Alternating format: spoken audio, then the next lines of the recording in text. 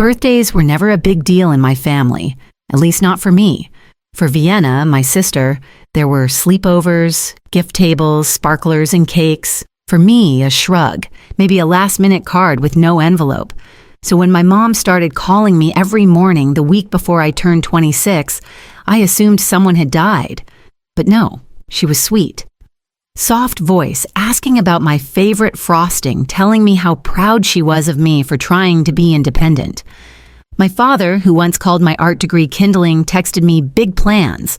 Be ready at 3 sharp, dress nice. And Vienna, who hadn't responded to my last 5 messages, suddenly popped up with, "We're finally doing right by you. You'll love it. I should have known better." But after 2 years of living on my own, scraping by on art commissions and teaching workshops for kids in the basement of a library, I was tired of bracing for impact every time they called. I wanted to believe just once that they meant it. I wore the blue dress I'd thrifted and fixed up myself, and even added mascara, something I rarely bothered with anymore. They pulled up right on time in the family SUV. Vienna sat shotgun beaming. My mom reached back with a silky red blindfold. "It's a surprise," she cooed. "Trust us. Just this once, sweetie." I laughed nervously, slipping it on. The car smelled like lavender and leather and some overdone perfume I didn't recognize. They played cheerful music, cracked jokes, told me how unforgettable this day would be. I smiled. I wanted it to be true. But then Vienna fumbled with her phone, muttered something about her live stream not working. The car quieted. A sharp click followed, then her voice again, louder this time. "Dad says after we dump her, we have exactly 14 minutes before the old woman shows up. Grab the envelope fast." Silence. I kept my breathing steady, eyes hidden beneath the blindfold pulse beginning to throb in my neck. It wasn't just a prank. They were getting rid of me for a reason, and I needed to find out what was waiting for them after I was gone. The car rolled to a stop, the air inside thick with artificial cheer. Vienna's voice rang out, falsely chipper. "Okay, birthday girl, time to meet your surprise." I felt the heat shift as my door opened. A warm gust brushed against my skin, dry and sharp like wheat fields in late summer. My heels sank into soft earth as I stepped out. No one offered a hand. I reached anyway instinctively, but found nothing. Just the silence of them pulling away. Then came the sound of doors slamming, tires crunching, laughter. Not giggles, this was deeper, fuller, cruel. I yanked off the blindfold. They were already turning around on the gravel road, the SUV fishtailing slightly as dust kicked up behind them. Through the rolled-down windows, I heard Vienna shout, "Happy Barn Day, loser," and my mother's voice followed with a high-pitched mocking, "Surprise." My dad honked twice like a punchline, and then they were gone. I stood there stunned. Before me, a barn sagged beneath its own weight. Paint peeled off in long curls, roofline collapsed at one end, weeds tall as my waist framing the structure like thorns. No streamers, no table, no people, just rot and rust. My purse, my phone, gone with them. My dress clung to my back with sweat, and my shoes chosen with foolish care were already stained with mud and dust. I swallowed hard and turned toward the barn, if only for shade. My legs trembled. It could have collapsed any second. And maybe I didn't care. Inside, the air was dry and stale, filled with the smell of old hay and mildew. Light filtered in through broken slats. I took one tentative step, then another. My eyes adjusted. That's when I saw her. A woman sat quietly on an overturned bucket near the far wall, her hands clasped over her lap. She looked to be in her 70s, maybe older. She wore a sun hat tilted low and a linen shirt with rolled-up sleeves. She blinked at me like I'd stepped into the wrong room. "You're early," she said almost to herself. "He said you'd come after the storm." I stared at her heartbeat hammering as dust swirled between us. I didn't speak right away. Neither did she. We sat there in the stale quiet of the barn, the woman across from me not afraid, not surprised, just waiting. Finally, she said, "You don't remember me, do you?" I shook my head. My voice felt like gravel in my throat. "Should I?" She gave a small smile. "Imogen Thatch. I used to come by your grandfather Walter's place every Sunday. We shared a garden plot for nearly 20 years. You used to call me Moji. You were 7. My breath caught. I hadn't heard that name in years. Imogene reached into a canvas tote by her feet and pulled out a thick envelope sealed with a wax stamp that had cracked slightly down the middle. She handed it to me with a kind of reverence. "It's for you," she said. "Walter gave it to me years ago with one instruction. Wait until she's truly alone. I figured today counts." I turned it over. My name was written in dark, careful strokes, Sorella Miles in the same looping cursive that had once spelled out "Happy Birthday Star Sheen" in cards I didn't think anyone else remembered. My hands shook as I opened it. Inside were 3 things: a folded map marked in red, a notarized letter stating that Walter Miles had legally transferred ownership of the barn and surrounding woodland over 30 acres to me, and a single journal page. Scrawled across it in his rough script were 12 words: "They'll try to erase you. I've made that impossible." I read it again and again. My family hadn't brought me here to humiliate me. That was just a bonus. They'd wanted me out of the way, to buy time, to search for this envelope. Imogene's voice was quiet. They thought I still lived in Kansas. They didn't know I was back. They didn't know I had this. I looked at the papers in my lap. Real, stamped, legal, mine. The barn groaned softly above us as if exhaling. I tucked the documents back inside the envelope, heart pounding, mind racing. I needed to get out of here before they realized they were too late. The walk back to town was slow and brutal. My shoes had given up halfway through, so I carried them stumbling barefoot over gravel, and heat-slicked asphalt dress ripped at the hem, skin burning.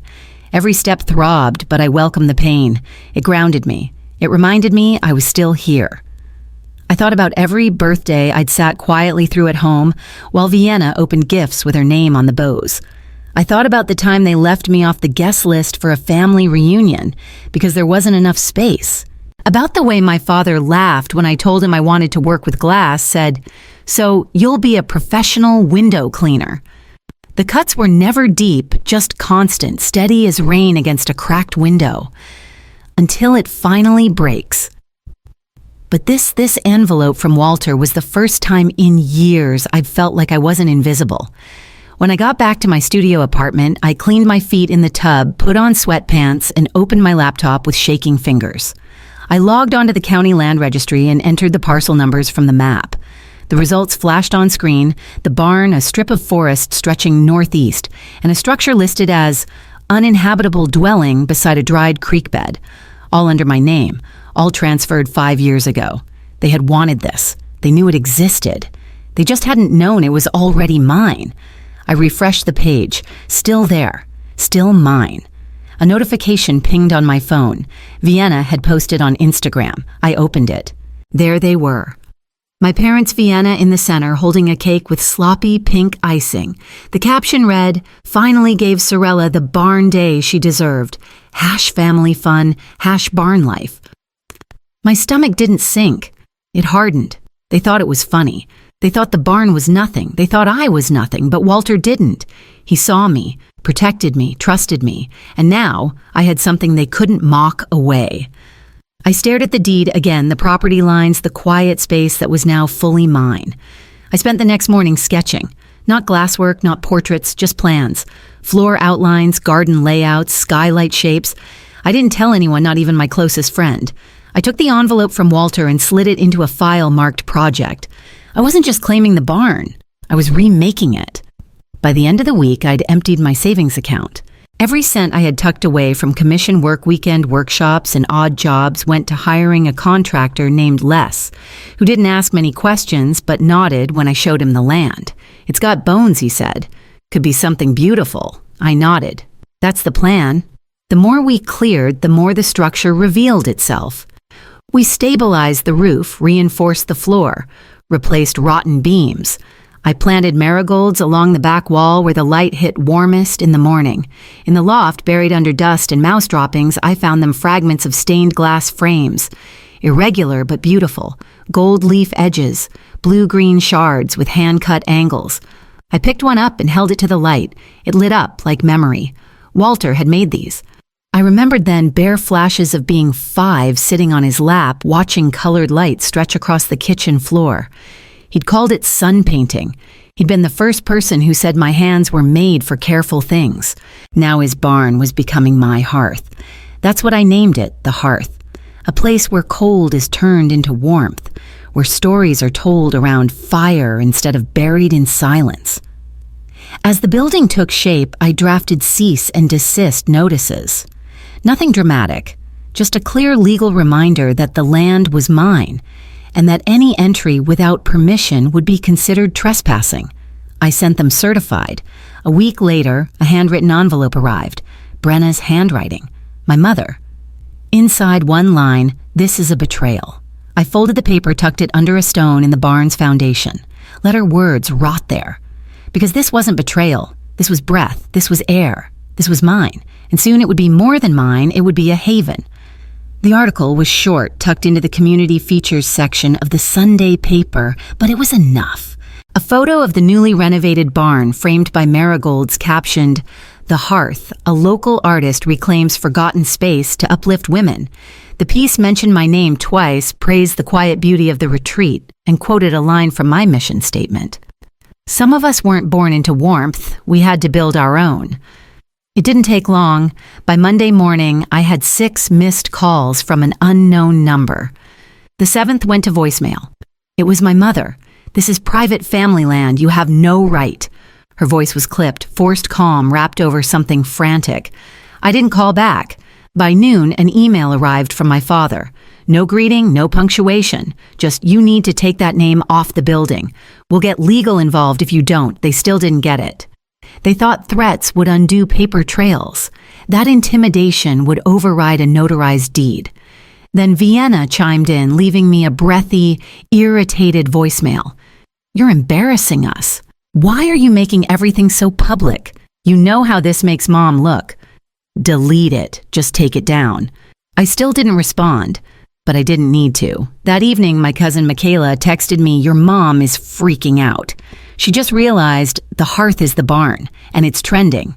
A blogger linked it to Walter. She said, and I quote, she named it after the prank, "She's mocking us." I didn't reply. I just stared at the message until the screen dimmed. They had laughed when they left me in that barn. Now the barn had a name, a purpose, a future, and I wasn't hiding. I was right in the light, and they couldn't stand it. I stood on the porch that night with the warm hum of string lights behind me and thought if they showed up, I wouldn't run. I'd be waiting. And the next time I saw their faces, it would be on my terms. The hearth's opening weekend arrived like a held breath finally exhaled. I wore the pendant I'd made myself, a single shard of amber glass from Walter's forgotten stash wrapped in copper and suspended on a soft leather cord. Not flashy, just grounded, just mine. The guests arrived slowly, carefully. Women from neighboring towns, some alone, some with friends, all carrying something invisible but heavy in their posture. They walked the stone path to the barn, quietly greeted me with soft smiles and downward glances as if asking permission to be seen. I welcomed each of them by name. By mid-afternoon, laughter had started to echo from the main room, the kind that breaks out when someone feels safe enough to let it, a kind I hadn't heard in years, maybe ever. And then the sound of tires on gravel. I turned before anyone else did. A black SUV pulled up, too polished, too loud for the stillness we'd created. My mother stepped out first, draped in an ivory shawl. My father followed straight-backed in a linen blazer. Vienna emerged last in heels, sunglasses, and a smirk stretched too tight to hold. They looked like they were heading to a golf tournament, not a healing space. I stayed where I was. They approached as if they owned the ground they stepped on. "We need to talk," my father said. I opened my mouth, but someone else spoke first. Dr. Raina Morgan stepped forward, her voice even. "We do not admit abusers." My mother bristled. "Excuse me." "You heard her," I said steady. "You don't get to decide the terms anymore." "You're being dramatic," Vienna snapped. "All this..." Over one stupid prank, I let out a slow breath. "You didn't tear me apart," I said. "You tried, but I rebuilt myself here." My father narrowed his eyes. "You think this place makes you strong? It doesn't make me strong," I said. "It reveals that I already was." Dr. Morgan turned toward them, silent but firm. The other women were starting to gather behind me, and I knew then they weren't going to leave quietly. They didn't back down, not right away. My father crossed his arms like a man preparing for a courtroom, not a reckoning. My mother kept glancing around as if hoping for an audience that might see her side. And Vienna just looked bored, as if she was waiting for her manicure to dry. But I was ready. I stepped forward, not in anger, not in rage, just stillness, just truth. I looked my father in the eyes first. "You mocked my pain," I said, not once, not in passing, over and over until I started to believe I deserved it. His jaw tightened, but he didn't speak. Then I turned to my mother. She opened her mouth, but I didn't give her the chance. "You filmed it. You laughed while I stood blindfolded and alone like it was a party game. You called it family fun." Her face dropped for the first time into something that looked close to shame, but only for a moment. Then I faced Vienna. "You posted it. You put it online like a trophy. You let strangers laugh at me for your convenience." Vienna scoffed. "Oh, please," but I didn't flinch. I kept going.